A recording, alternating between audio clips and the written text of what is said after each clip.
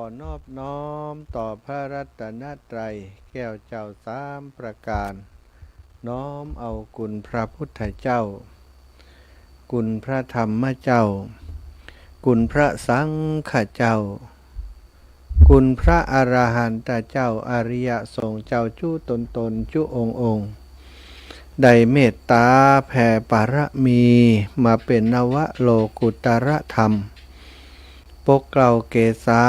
ปกห่มหักษาครูบาอาจารย์พระมหาเถระพระเถรานุเถระเปื่อนสหธรรมิกสหพรหมจารีทุกรูปทุกองค์ปกห่มหักษาศรัทธาสาธุชนคนดีเท่าแก่อีป่ออีแม่ตั้งหลายทุกท่านทุกคนติดตามรับฟังรายการสารธรรมยามค่ำตั้งสถานีวิทยุเพื่อการศึกษาวิทยาลัยสงฆ์นครลำปางซึ่งออกอากาศจากวัดบุญญาวาสวิหารพระอารามหลวงโดยเมตตาบารมีของท่านพระครูอนุสาสวรธรรมเจ้าคณะอำเภอเมืองลำปางเจ้ารักษาการเจ้าอาวาสวัดบุญญาวาสวิหารพระอารามหลวงผู้ที่ดูแลสถานที่เป็นที่ตั้งของสถานีท่านอาจารย์ได้เมตตาให้สถานีตั้งอยู่ที่วัดบุญญาวาสคอยสนับสนุนมาโดยตลอดและทีมงานสถานีวิทยุซึ่งประกอบไปด้วยดร.จิรศักดิ์ปันลำผอ.สถานีน้องแอมพัชริยาฟองจันตาเจ้าหน้าที่สถานีน้องนัทสถาพรสุตาคำน้องดิวอนุพงษ์ตาจินะเป็นช่างเทคนิคของสถานีทั้งหมดที่กล่าวนามมาคือผู้ที่มีจิตอาสาทำงานเพื่อพระศาสนาทำสถานีเอาไว้เป็นสถานีสื่อสารวิชาการและข่าวสารการบันเทิงต่างๆและสำคัญที่สุดก็เป็นสถานีธรรมะอย่างสมบูรณ์แบบเพราะมีครูบาอาจารย์พระนักจัดรายการมาจัดรายการในแต่ละวันหลายรูปหลายองค์เป็นพื้นที่ในการเผยแผ่พระธรรมคำสั่งสอนขององค์ชินวรสัมมาสัมพุทธเจ้าอย่างสมบูรณ์แบบเป็นสถานีธรรมะแบบสมบูรณ์แบบสถาขอบคุณผู้มีส่วนร่วมทุกท่านทุกคนตลอดถึงศรัทธาญาติโยมเท่าแก่อีป่ออีแม่ตั้งหลายที่ได้ส่งกำลังใจมารับฟังสถานีของเฮาที่นี่ตลอดถึงได้ช่วยเหลือสนับสนุนเป็นค่าน้ำกับไฟคือกับตั้งสถานีมาโดยตลอดกราบในเมตตาครูบาอาจารย์ท่านพระครูโสพลพัฒนวิกรมฟูใจได้รับชมอยู่ทาง Facebook ไลฟ์และญาติโยมทุกท่านทุกคนติดตามรับชมอยู่ใน Facebook ไลฟ์แม่จงดีคุณโยมนันทการแม่บัวเงินคุณโยมดาวเรืองหลายท่านหลายคนที่เข้ามารับชมขอบคุณที่เป็นกำลังใจติดตามกันในทุกช่องทางสถานีวิทยุไปมาถึงก็ฟังจาก Facebook ก็ได้เปรียบอยู่ตรงที่ว่าได้หันหน้าหันตากันต้ยเนาะได้หันหน้าหันตาได้ดูบรรยากาศไปตัวเอาศรัทธาอีพ่ออีแม่พบปะกันวันนี้วันที่20ต่อฮือแล้วเนาะวันนี้วันที่25เดือนมิถุนาศักราชพระพุทธาได้2567พระวสา25วันนี้จะหมดเดือนแล้วเดือนมิถุนาแฮมบอกกี่วันศรัทธามิถุนายนก็มี30วันจะหมดเดือนแล้วกลางปีศรัทธาญาติโยมมกรากุมภามีนาเมษาพฤษภามิถุนาต่อไปก็ครึ่งหลังของปีแล้วแหม6เดือนเท่านั้นวันเวลาหมุนเวียนเปลี่ยนไปรวดเร็วศรัทธาว่องไวดังสายฟ้าเปี่ยงเดียวก็จะหมดปีแล้วตอนนี้มาถึงเกิงปีแล้วเนาะอีป่ออีแม่ตั้งหลายไผ่ที่ยังประมาทอยู่ยังบ่ทำประโยชน์เพื่อตัวเพื่อตนเพื่อคนในครอบครัวยังมัวเมาลุ่มหลงในอบายามุขอยู่ก็เป็นสิ่งที่น่าเสียใจต้องหันกลับมาคนเฒ่าคนแก่อีป่ออีแม่หลายท่านหลายคน ได้มีโอกาสฟังน้ำฟังธรรมแต่บางคนยังบ่สนใจที่จะฟังน้ำฟังธรรมหรือว่าประพฤติวัดปฏิบัติธรรมคือเป็นประโยชน์แก่ตนสะสมเสบียงเพื่อจะไปอยู่สู่โลกไปหน้าซึ่งเราต้องไปอยู่แล้วสิ่งที่จะนำพาเราไปมีแต่บุญและกุศลหรือว่ามีแต่บุญกับบาปเท่านั้นที่จะหามเราไปทางเบื้องหน้าคนประมาทก็ถูกบาปหามไปนำไปคนที่บ่ประมาทคนที่เข้าใจในเรื่องบุญเรื่องกุศลสั่งสมอบรมบุญกุศลก็จะได้ไปสู่สวรรค์สู่ที่มันสุขสำราญสบายใจกว่าเนาะพบปะกันวันนี้ก่อนที่จะนำสารธรรมเรื่องราวดีๆมาสนทนามาอุจากับศรัทธาอีพ่ออีแม่ตั้งหลายก็จะปากันไหว้พระสวดมนต์ตามปกติที่เคยทำกันก่อนเนาะกราบพระพร้อมกันเนออีพ่ออีแม่ตั้งหลายกราบหนึ่งพุทโธเมนาโถกราบสองธัมโมเมนาโถกราบสามสังโฆเมนาโถ อิมินาสักการะนะพุทธังอภิปูชยามิอิมินาสักการะนะธัมมังอภิปูชยามิอิมินาสักการะนะสังฆังอภิปูชยามิอะระหังสัมมาสัมพุทโธภควาพุทธังภควันตังอภิวาเทมิกราบสวากขาโตภควตาธัมโมธัมมังนะมัสสามิกราบสุปฏิปันโนภควโตสาวกสังโฆสังฆังนะมามิกราบนะโมตัสสะภะคะวะโตอะระหะโตสัมมาสัมพุทธัสสะนะโมตัสสะภะคะวะโตอะระหะโตสัมมาสัมพุทธัสสะนะโมตัสสะภะคะวะโตอะระหะโตสัมมาสัมพุทธัสสะพุทธังสารนังกัจฉามิธัมมังสารนังกัจฉามิสังฆังสารนังกัจฉามิตุติยัมปิพุทธังสารนังกัจฉามิตุติยัมปิธัมมังสารนังกัจฉามิตุติยัมปิสังฆังสารนังกัจฉามิตติยัมปิพุทธังสารนังกัจฉามิตติยัมปิธัมมังสารนังกัจฉามิตติยัมปิสังฆังสารนังกัจฉามิอิติปิโสภะคะวะอะระหังสัมมาสัมพุทโธวิชชาจารณะสัมปันโนสุขโตโลกาวิทูอนุตตโรปุริสธัมมะสารทิสัทธาเทวมนุษย์สานังพุทโธภาควาติสวากขาโตภาควตาธัมโมสันทิฏฐิโกอากาลิโกเอหิปัสสิโกโอปานาญิโกปัจจตังเวทิตาโพวินโยหิติสุปฏิปันโนภะคะวะโตสาวกสังโฆอุชุปฏิปันโนภะคะวะโตสาวกสังโฆ ยายาปฏิปันโนภะคะวะโตสาวกสังโฆ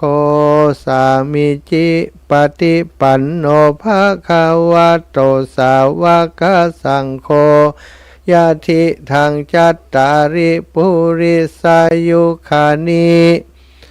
อัฏฐปุริสาปุคาลาเอสะภะคะวะโตสาวกสังโฆอะหุไนโยปะหุไนโยทักขิไนโยอัญชาริการณิโยอนุตตรังปุญญเขตังโลกัสสา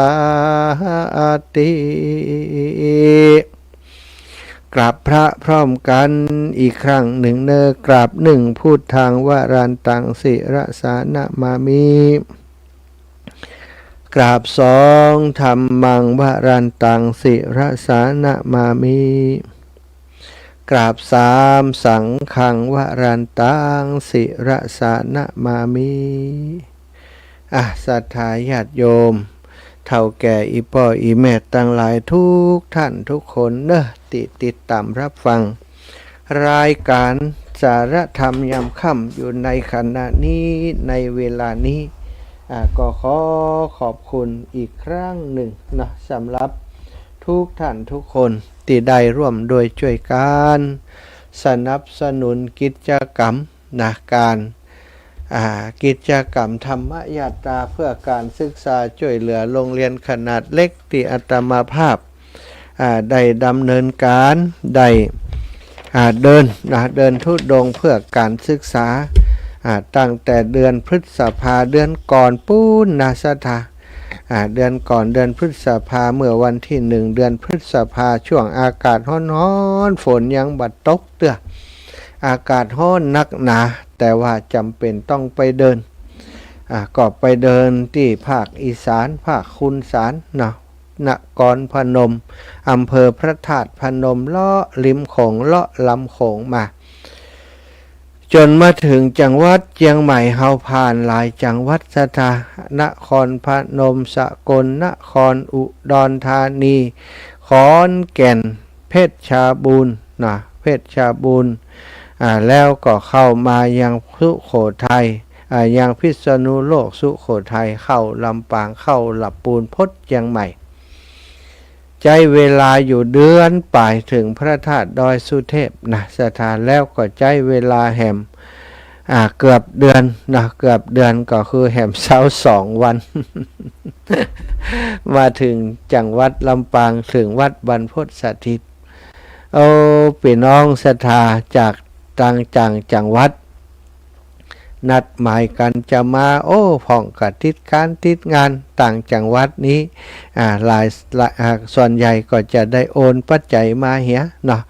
เพราะเปิ่นติดงานกันโดยส่วนใหญ่แล้วงานมันก็ติดกันโดยสถาวันที่15นี่ปะกันที่พุทธมณฑลพ่องก็หอมแล้วกว่าบัดได้ไปท่านอาจารย์อีแม่หอมเหียก่อนฟอล้างแล้วสี่บัดได้มาและแล้วก็พอดีวันที่22ตรงกับงานท่านอาจารย์พระครูวรธรรมนาถครูบาอาจารย์ในคลื่นสีขาวเหมือนกันเมื่อนานเปิ่นจะจัดงานของเปิ่นแล้วเป็นงานสำคัญเปิ่นได้รับแต่งตั้งเป็นเจ้าคณะตำบลใหม่พัฒนาอำเภอดอยหล่อจังหวัดเชียงใหม่แล้วก็ฉลองสัญญบัตรพัดยศที่เพิ่มขึ้นมาแหมนั่นก็เป็นงานมังกรมงคลเปิ่นออกอากาศไปเมินแล้วของเฮาที่แรกจะ15บัดตรงกับเปิ่นที่แต่ไปตรงกับพุทธมณฑลต้องเลื่อนจากพุทธมณฑลมา22ก็เลยไปตรงกับท่านอาจารย์ทำให้สถาแตกเป็น2เสียงแตกไปแล้วก็บางคนก็บ่ได้มาคนที่สนิทสนมส่วนใหญ่ก็จำเป็นต้องไปงานของท่านอาจารย์พระครูวรธรรมนาถเปิ่นก็ไปกันหลายเจ้าลำปางก็ไปกันนักพี่น้องต่างบ้านแรงบ้านทรายอย่างได้ทราบข่าวว่าไปก็ขอแสดงความขอบคุณกับพี่น้องลำปาง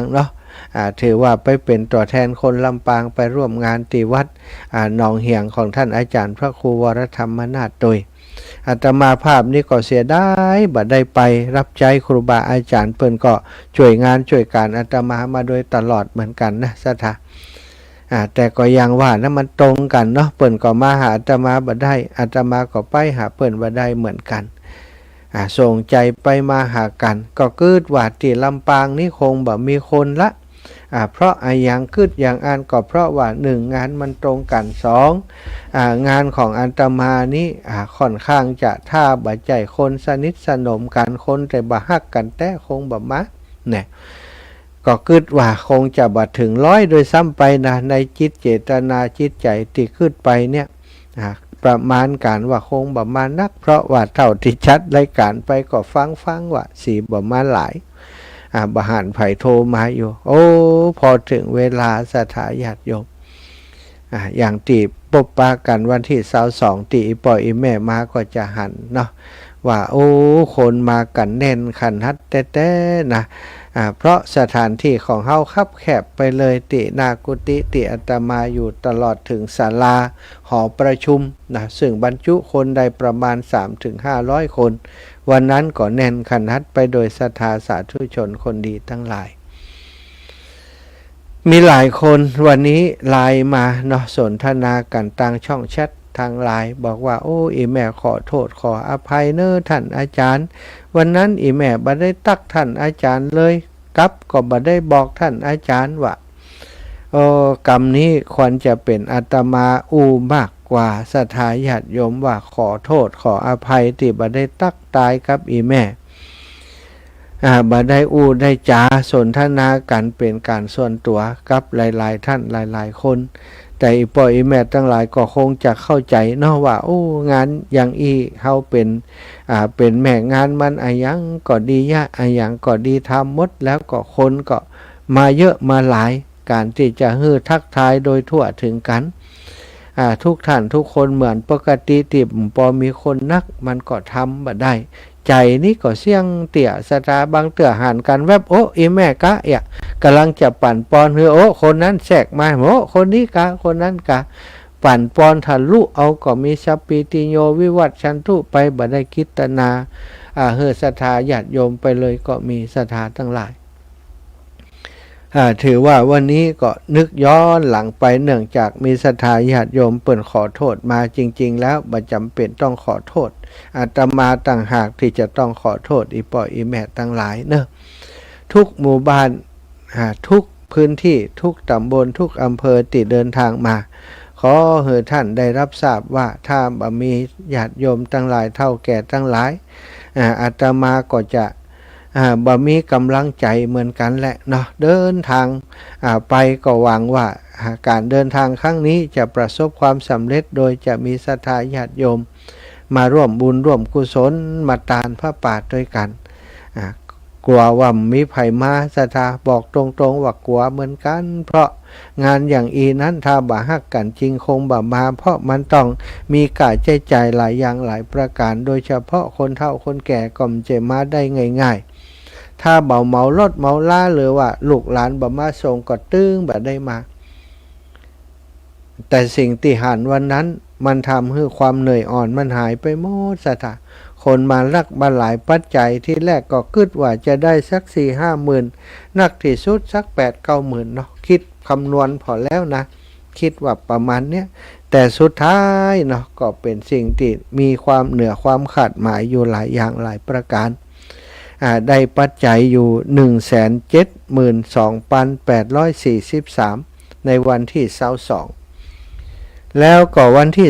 23หลังจากที่อาตมาออกอากาศจาไปนะวันที่23ตอนเจ้า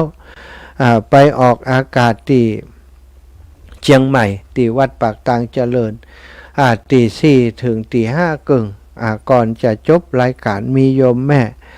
ทานทิพย์นะโยมแม่ครูทานทิพย์ได้โทรมาในรายการบอกว่าท่านอาจารย์ได้ฟังเรื่องราวการเดินธุดงค์ของท่านอาจารย์ติดตามมาโดยตลอดแล้วก็ได้ฟังรายละเอียดจากตอนเจ้าที่อาจารย์เล่าให้ฟังนี่ปลื้มใจมีความรู้สึก อยากจะร่วมบุญกับท่านอาจารย์อีแม่ขอร่วมบุญตัวเน้อท่านอาจารย์ว่าจ้าไปหน่อยตันก็ตันอีแม่เพราะว่าตอนนี้ปัจจัยที่ได้กับบัจจัยปออีแม่เฮยมันจะใช้200,000 ปลายแต่ตอนนี้ได้170,000แต่ก็ได้นักละอีแม่ว่าเนาะบอกกับเปิ้นเปิ้นก่อนแนะนำตัวโน่นนั่นนี่ว่าโอ้เคยหันเคยปะกันแล้วหลายครั้งหลายคราแต่ก็อาตมาก็ยังจำเปิ้นบ่ได้ชนิดแล้วที่สำคัญคือครั้งแรกที่จัดกิจกรรมที่วัดทุ่งโป่งโยมแม่เปิ้นไปนอนด้วยแม่ครูท่านที่เป็นหนึ่งในศรัทธาญาติโยมที่ไปนอนสวดมนต์ด้วยกันที่วัดทุ่งโป่งด้วยก็ถือว่าเป็นโยมอุปถากอุปถัมภ์โครงการนี้มาตั้งแต่เริ่มต้นตั้งแต่ปีแรกโยมแม่ก็โทรมาบอกว่าเดี๋ยวแม่จะโอนเข้าไปในบัญชีท่านอาจารย์เนอะแล้วก็ให้ท่านอาจารย์โอนไปโรงเรียนให้โยมแม่จิมนะอาตมาก็ซ้อหาเบอร์โรงเรียนปะก็บอกว่าถ้าอีแม่มีเบอร์ของอาตมาก็เอาตามนั้นก็ได้เนาะเพิ่นก็โอนมา 10,000 บาทสถาก็สรุปแล้วนะก็ได้อยู่ 182,843 เนอะสถาก็รวมแล้วเนาะได้เงินจากวันที่14ติคณะของญาติธรรมจากนครพนมและลำปางร่วมกันได้ 35,40 บาทแล้วก็ญาติโยมครอบครัวขึ้นสีขาวแหมตีมาในวันที่22ได้ 93,880 บาทญาติโยมเปิ่นโอนเข้าบัญชีอาตมาแล้วก็อาตมาได้ร่วมสมทบไป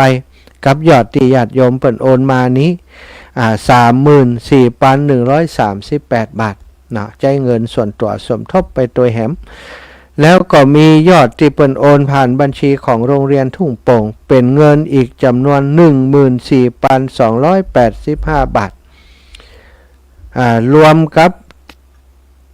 ทั้งหมดนะที่ได้วันที่22ก็172,843นะ172,843แล้วได้วันที่23แห่ม 10,000 รวมกันก็เลยเป็น 182,843เอา7เป็น8ซะตาเพราะมาแหม 10,000 บาทเนาะอันนี้ก็คือยอดที่ได้ทั้งหมดเนาะก็ขอบคุณอีกครั้งหนึ่งเนาะกับศรัทธาสาธุชนคนดีตั้งหลายที่ได้ร่วมโดยช่วยกันสนับสนุนกิจกรรมธรรมยตราเพื่อการศึกษาที่อาตมาได้เดินทางจากนครพนมมาถึงเชียงใหม่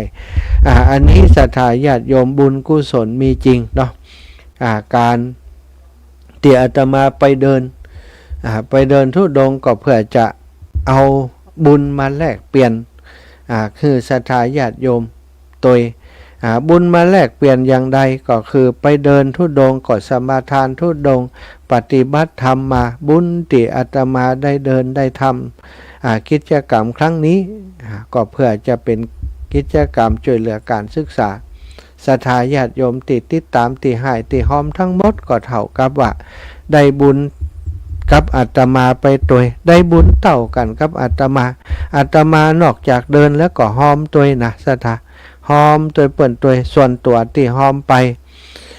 ก็ประมาณ 50,000 กว่าบาทนะถึงของครอบครัวลูกหลานที่ช่วยกันในครั้งนี้เฮาอยากจะเป็นคือทำบุญทุกครั้งอาตมาบ่ใจว่าแค่จวนศรัทธาทำแต่ตัวเองบ่ทำบ่เคยมีสักครั้งเลยนะก็ส่วนใหญ่ก็จะทำก่อนถือว่าทำนักอะละเนาะคนที่บ่มีรายได้อย่างอาตมาเนี่ยได้จากไหนได้จากศรัทธาญาติโยมหายหอมโน่นนั่นนี่ต่างๆก็เก็บหอมรอมริบไว้ใส่ในบัญชีเผื่อเจ็บเป็นเย็นอุ่นหรือว่าเผื่อไปเจองานบุญงานกุศลของครูบาอาจารย์ตลอดถึงการใช้จ่ายในการเดินทางส่วนตัวก็จำเป็นต้องมีศรัทธาญาติโยมที่เปิ่นหันการทำงานของอาตมาเปิ่นก็เอ็นดูบางคนนี่กล้าลดเน้อท่านอาจารย์เนาะก็ได้อย่างอีมาโดยตลอดฉะนั้นก็ต้องขอบคุณกับทุกท่านทุกคนที่มีส่วนร่วมมาเติมเต็มให้กับโรงเรียนขนาดเล็กในคราวครั้งนี้บุญกุศลที่เฮาร่วมสร้างร่วมทำกันได้เสมอกันได้เท่ากันให้ท่านทั้งหลายเฮาได้ส่งเคราะห์อนุเคราะห์โรงเรียน เฮาได้ฮื้อแสงสว่างเป็นตานก็คือฮื้อพญาปัญญากับลูกหลานเด็กเล็กในโรงเรียนขนาดเล็กฮื้อเขามีครูเพียงพอ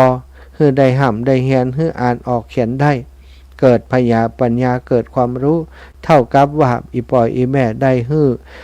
ธรรมะเป็นตานฮื้อความรู้เป็นตานได้ฮื้อวิทยาทานคือเขาได้มีพญาปัญญาเฮาเองผลสะท้อนกลับมาก็จะทำให้ศรัทธาอีปอยอีแม่ตั้งหลายก็เป็นผู้มีพญาปัญญาอย่างที่เป็นปัญหาอุปสรรคในชีวิตก็สามารถขจัดปัดเป่าไปได้โดยดีด้วยปัญญาที่บังเกิดขึ้นจากอานิสงส์ผลบุญที่เฮาได้ร่วมสนับสนุนการศึกษาในคราวครั้งนี้ตัวเนาะอนุโมทนาบุญเนอกับอีปออีแม่ทั้งหลายขอบคุณอีกครั้งขอบคุณอีกครั้งกับศรัทธาทุกท่านทุกคนสรุปยอดก็คือ 182,843 นะถ้าวันที่22ก็คือ 107,2,842 ถ้าวันที่23มีเพิ่มมา 10,000 ก็เลยได้เป็น 182,843 ยอดนี้ก็คงยังบ่นิ่งเตื้อยังมีหลายๆคนที่เปิ้นทราบแล้วก็จะโอนมาที่หลังก็จะได้แจ้งให้ทราบต่อไปเนาะศรัทธาญาติโยมเป็นเรื่องของโรงเรียนเนาะก็เป็นเรียกว่าเป็นข้อมูลเพิ่มเติมจากที่อาตมาประกาศไปแล้วนั้นพอดีมีเพิ่มมาเพิ่มยังบ่ได้ประกาศกำเตือก็ถือโอกาสวันนี้ประกาศและก็ลวดขอบคุณกับศรัทธาญาติโยมอีกครั้งหนึ่งในวันนั้นตึงบ่ได้ตักไผ่ดีแต่น่าศรัทธาหลายคนอาจจะมาบ่เคยหันกันกำเตือมาหันแต่ว่าบ่ได้อู้กันสักคำก็นับว่าเป็นเรื่องที่น่าเสียใจอาตมาก็ขอโทษขออภัยแต่ว่ามีงานกับท่านหรือว่ามีกิจกรรมที่ไหนเนาะไปแอวไปเที่ยวด้วยกันแสวงบุญด้วยกันก็คงจะมีโอกาสได้พบปะทักทายกันต่อไปทุกท่านทุกคนเนศรัทธาอีปออีแม่ตั้งหลายวันนี้มาพบปะกันก็นำสารธรรมมาแบ่งปันมาอุจามาฝากกับศรัทธาญาติโยมสักเล็กน้อยนะวันนี้ถึงเรื่องของขวัญสำหรับจิตใจศรัทธาของขวัญเขาอาจจะได้รับของขวัญวันเกิดได้รับของขวัญจากเพื่อนจากพี่จากน้องจากคนใกล้ชิดจากคนอันเป็นที่รักส่วนใหญ่เขาจะได้รับของขวัญจากคนอื่นแต่ตัวของเขาเองนี่เคยฮื้อของขวัญครับตัวเก่าพ่องก่อหลายคนบ่เข้าใจว่าทำไมจะต้องฮื้อต้องคนอื่นฮื้อเขาค่ะบางสิ่งบางอย่างเป็นสิ่งที่คนอื่นบ่สามารถจะฮื้อเขาได้โดยเฉพาะของขวัญสำหรับจิตใจจะถ้าเขาจะต้องขวัญขวายซ้อมาฮื้อกับจิตใจของเขาเองศรัทธาอีปอยอีแม่ฮู้ก็ว่าชีวิตเฮานี้แต่ละคนเฮาใจเวลาในแต่ละวันทำอย่างเพื่อประโยชน์ของจิตใจเฮาพ้องโดยทั่วไปนี้เฮาจะทำมีกิจกรรมเกี่ยวกับเรื่องร่างกายไปเสียส่วนใหญ่นะเรื่องกินเรื่องกามเรื่องเกียรติเรื่องอย่างต่างๆในชีวิตประจำวันชีวิตแต่ละคนจะใช้เวลากินอาหารทั้งหมดถ้าเฮามีอายุ80 ปีนะศรัทธาญาติโยมเฮาจะใช้เวลาในการกินอาหาร4-6 ปีนี่เฉพาะกินอาหารนะถ้านั่งกินยาวเลยอินอศรัทธาก็เป็น4-6 ปีนะ4-6 ปีหมายความว่าเอาแต่ละมื้อนะมารวมกันนะถ้านับเป็นปีแล้วก็จะได้4-6 ปีตัวเลขนี้นับเฉพาะตอนที่มีอาหารอยู่นะหมายถึงว่าเฮากินอาหารอยู่ข้างมีอาหารอยู่ตรงหน้าเฮาเท่านั้นบ่รวมเวลาที่ใช้ในการปรุงอาหารหรือว่าเดินทางไปซื้ออาหารถ้ารวมเข้าไปด้วยก็จะต้องเพิ่มแหมประมาณ2-3 ปีเป็นอย่างน้อย จาก4-6ก็เป็น6-8 ปีแล้วเวลาที่เฮาอยู่ในห้องน้ำหรือว่าเข้าห้องน้ำอาบน้ำทำกิจส่วนตัวอย่างต่างๆอีปอยอีแม่ลองคำนวณพอก็ว่าเฮาใจเท่าใดนะคำตอบ ก็ใกล้เคียงกันก็คือประมาณ5 ถึง 7 ปีนับรวมถึงเวลาล้างหน้าถูฟันถ่ายเบ้าถ่ายนักอาบน้ำนี่บ่นับเวลาแต่งหน้าแต่งตัวในห้องน้ำซึ่งอาจจะเมินปอกับกิจกรรมการเข้าห้องน้ำ ถ้าไม่ยิงถ้าแต่งตัวนี่นะก็ประมาณ5 ถึง 7 ปีวุ้นถ้านับต่อกันที่จริงตัวเลขข้างต้นนี้คำนวณบัญญัติคนเฮาเฉลี่ยใช้เวลากินอาหาร3 มื้อรวมชั่วโมงครึ่งอันนี้บัดนับเลี้ยงสังสรรค์นะเพิ่มจำนวนมื้อก็ต้องใช้เวลานานขึ้นสรุปแล้วเฮาใช้เวลาเกือบ 10% ในแต่ละวันในการกินอาหารอย่างเดียวเมื่อคำนวณกับอายุไขเฉลี่ยของคนไทยก็คือ65 ปี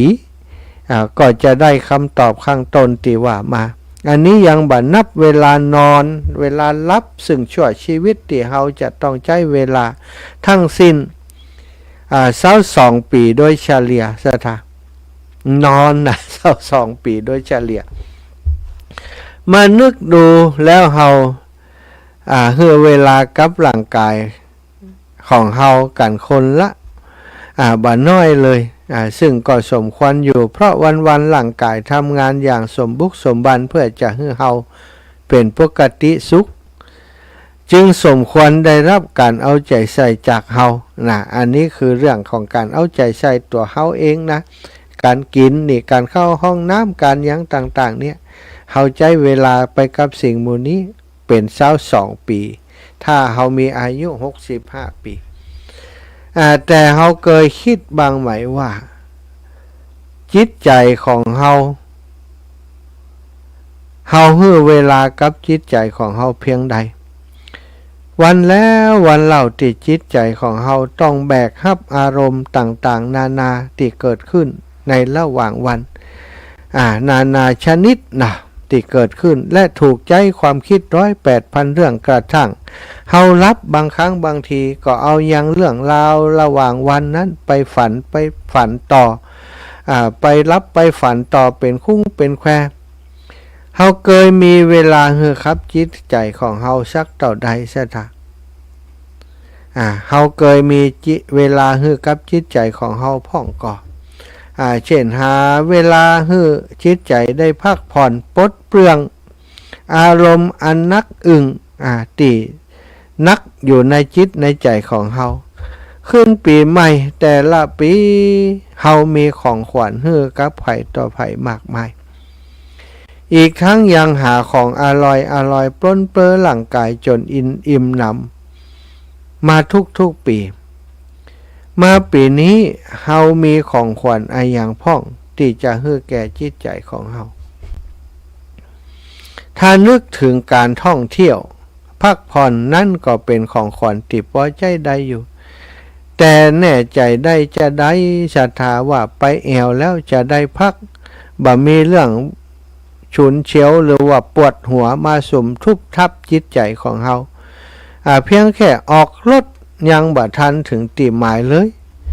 จอดรถติดชานเมืองก็งุดงิดเสียแล้วนะของขวัญวิเศษสุดที่จิตใจของเฮาต้องการอย่างแรกก็คือความสงบจากเสียงบ่สำคัญเท่าสงบจากความคิดศรัทธาเงียบอย่างใดก็ตามเถอะนะแต่ถ้าความคิดมันยังปรุงแต่งทำให้จิตใจเนี่ยสับสนวุ่นวายอยู่อันนั้นบ่ใช่ความสงบก็คือสงบจากความคิดเฮาใจจิตคิดสารพัดเรื่องมาเมินนานแล้ว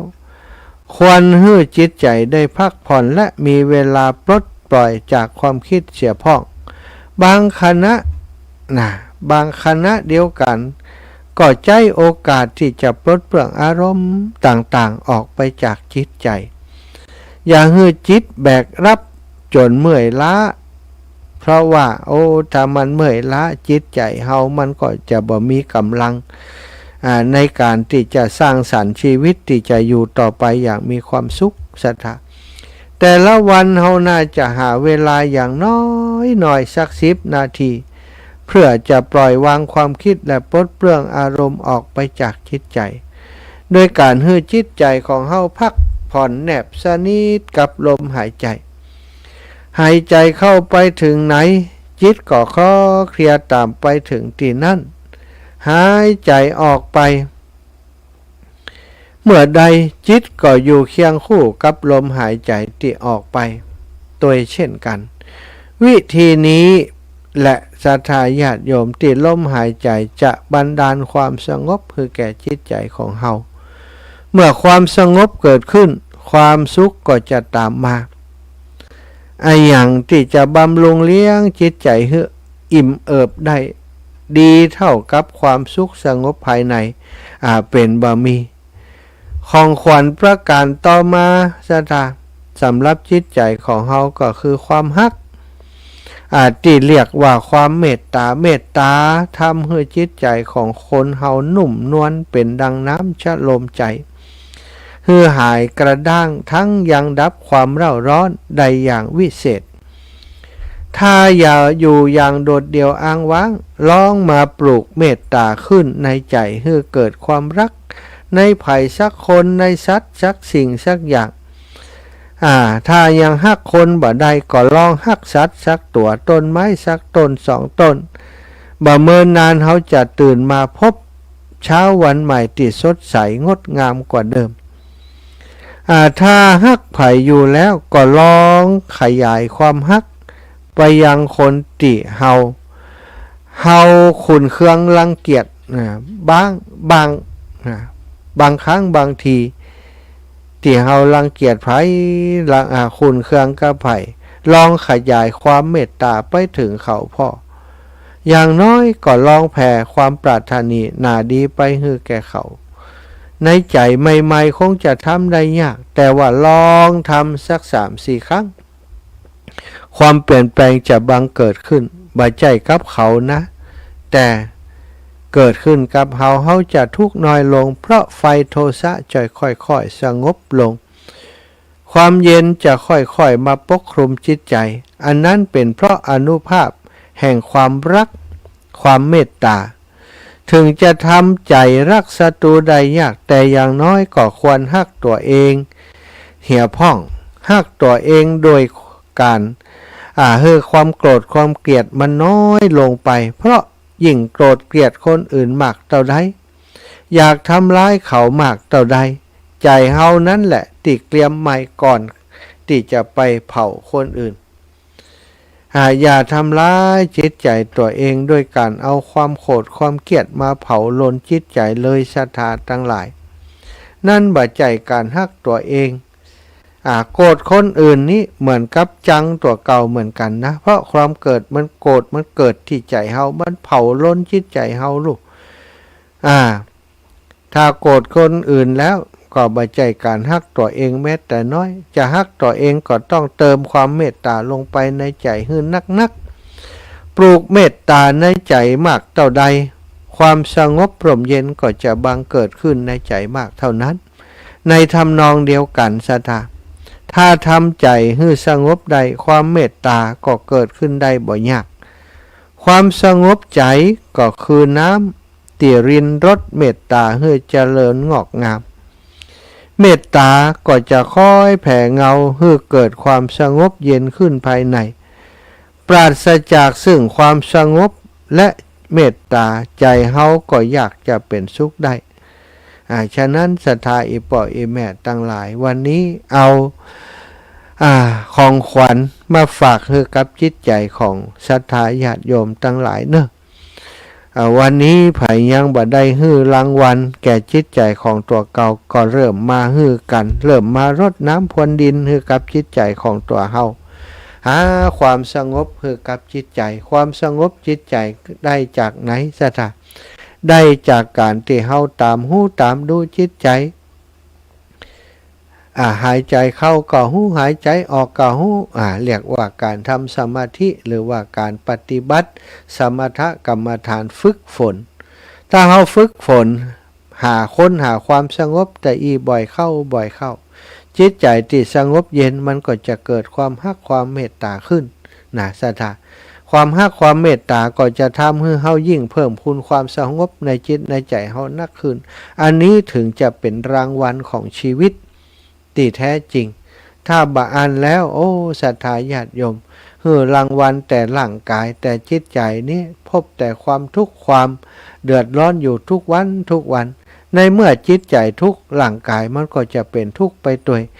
บางคนเกิดความเครียดขึ้นมาในจิตในใจร่างกายก็พลอยเครียดไปเลยเป็นโรคเป็นภัยขึ้นมามันเกี่ยวเนื่องมันเกี่ยวข้องด้วยกันฉะนั้นอยากจะให้ร่างกายสมบูรณ์มีความสุขอยู่ในทุกๆวันก็จะต้องเติมหรือเติมพลังให้กับจิตใจให้ของขวัญแก่จิตใจของเฮากันนักขึ้นเนอะศรัทธาญาติโยมนอกจากบุญจากกุศลแล้วที่จะเป็นตัวช่วยในการทำให้จิตใจสงบจิตใจมีความสุขนะก็การฝึกสมาธิภาวนาก็สำคัญบ่น้อยบ่ย่อหย่อนไปกว่าบุญจากการฮื้อตานจริงๆแล้วนักกว่าการฮื้อตานโดยซ้ำไปการรักษาศีลยังบ่เท่าภาวนาการฮื้อตานบ่เท่าการรักษาศีลศรัทธาก็ฝึกปฏิบัติไปเรื่อยๆเนอะเอาละวันนี้ปั่นเวลาให้ศรัทธาได้โทรเข้ามาเนาะ19:47 นาทีไผฟังอยู่ตั้งใดเสียงชัดดีก็บ่ชัดนะฟังแล้วเข้าใจว่ายังใดอยากจะโทรมาให้กำลังใจจะสนทนาจะมาอู้จาเรื่องอะไรยังก็ว่ากันเข้ามาเนอะวันนี้อนุโมทนากับหลายท่านหลายคนโอ้พี่น้องลำปูนก็ฟังอยู่โลนี่ไปถึงลำปูนแห่มละ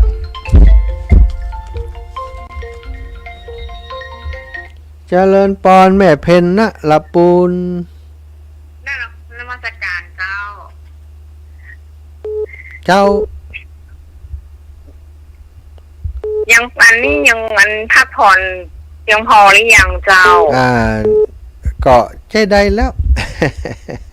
จ้ะยิ้มได้ผ่องแล้วเนาะยิ้มได้แล้ววันนี้ก็พักผ่อนลกยาเต็มข้างงานกุฏิจะเปลี่ยนกันไปเนาะอาจารย์เนาะธรรมดาของชีวิตก็เป็นแบบนี้เจ้าเป็นกำลังใจนะ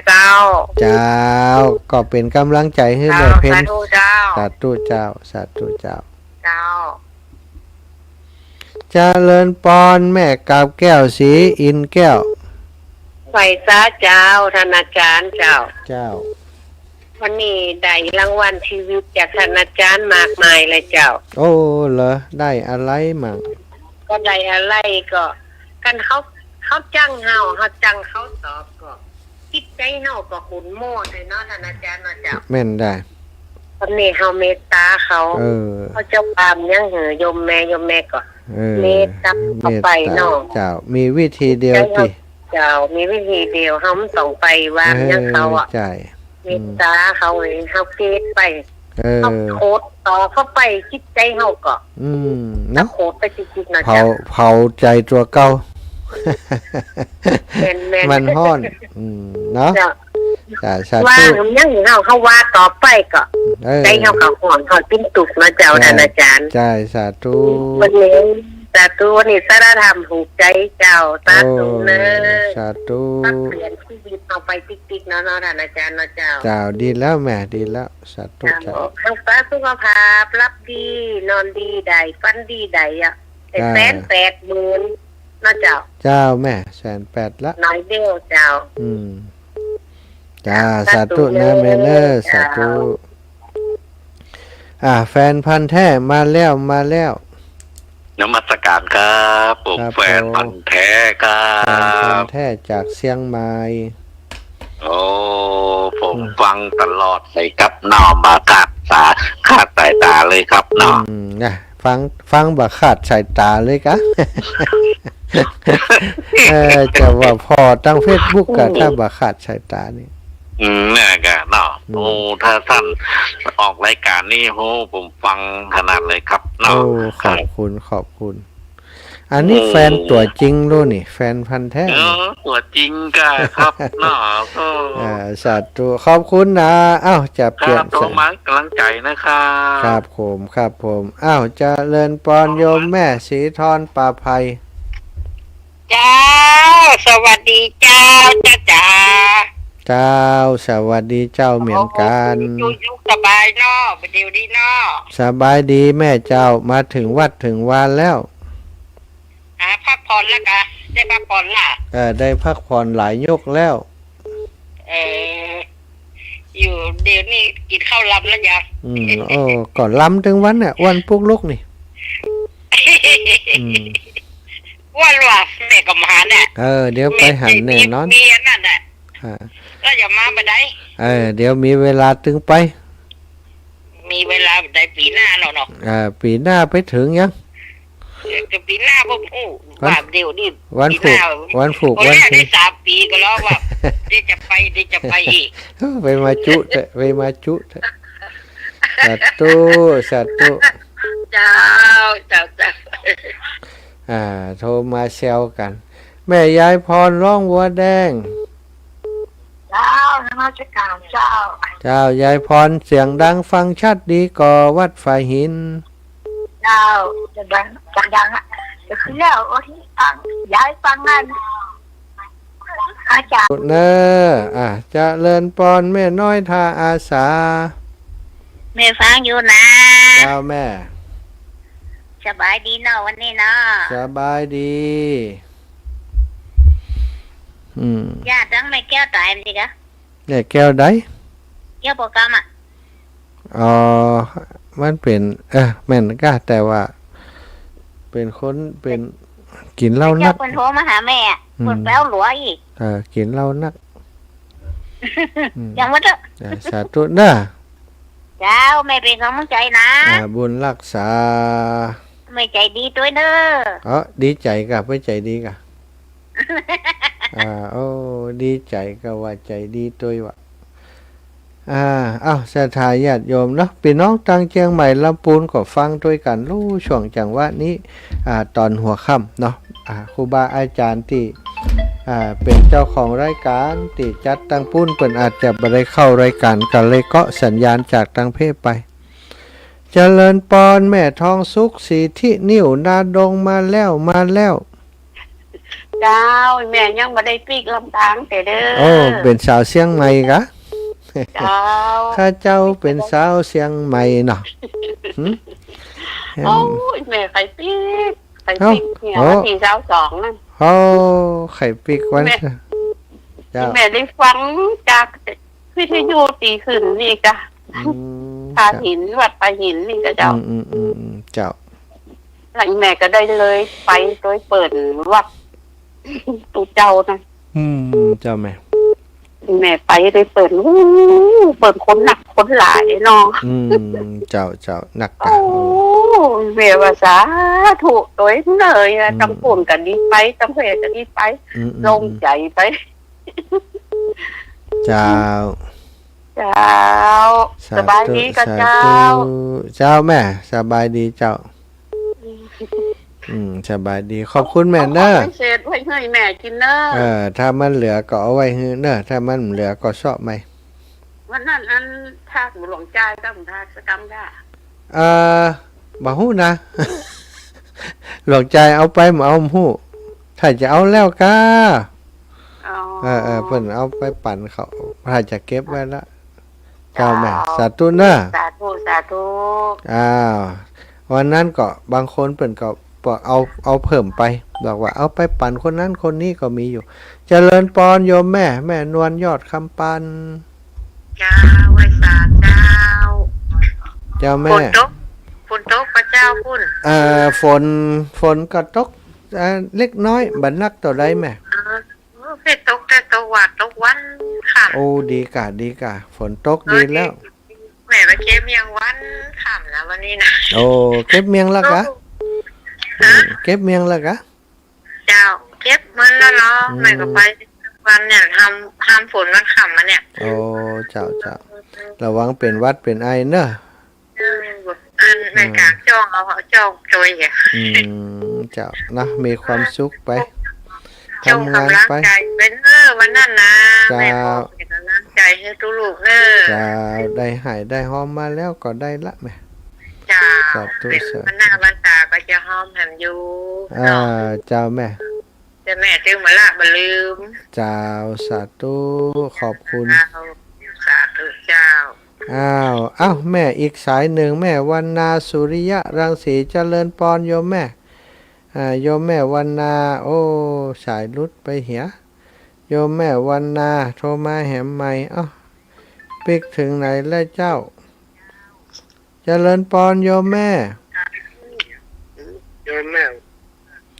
แม่วันนารับแล้วเจ้าแม่ได้กระเจ้าเจ้าแม่รับแล้วเจ้าแม่มาได้หอมสตางค์ทันตกรรมมันมีไผโอนเป็นอย่างทรงใจมั้ยไปสอบเรียนจันทบุรีทรงใจมาก็ได้แล้วแม่เจ้าแม่ก็หอมมาทุกครั้งลูกกูเตะก็หอมนั่นหอมนี่มาส่วนตัวก็หอมมาลูกก็เอาตังค์ที่แม่หอมแล้วนั่นน่ะเอามาหอมจ่วยแหมลูกเจ้าอันข้าวบ้านน่ะอย่างก็ถ้าลูกสาวมาอยู่บ้านก็นะดูต่างจะมาเนี่ยสิ้นปีเนี่ยค่ะเจ้าแม่อนุโมทนาบุญเอาเนอะฟังทุกวันก็สาธุอนุโมทนาบุญเอาแม่เป็นคนที่เก่งใจเจ้าใจดีละมันจะทำให้เขาสบายใจดิเขาไม่รบกวนไผนี่เด้อเจ้าโยมแม่สาธุเจ้าได้เจ็บได้ป่วยศรัทธาไปหมื่นเจ้าแม่ก็เหมือนกันตอนแรกจะไปวันไหนบ่รู้ขอให้บุญรักษาแม่เด้อบุญติดตุทำทุกอย่างก็แบ่งให้แม่เด้อเจ้าสาธุของท่านอย่าได้เจ็บได้ป่วยเนอะสาธุแม่สาธุจ้าเวลาหมดเวลาแล้วโยมแม่เนาะก็ขอนำรายการจากลาศรัทธาญาติโยมไปด้วยเวลาเพียงเท่านี้ขอความสุขสวัสดีบังเกิดมีแก่สถานาบุญทุกท่านทุกคนเด้อจัตตารโอธรรมาวทันติอายุวันโนสุข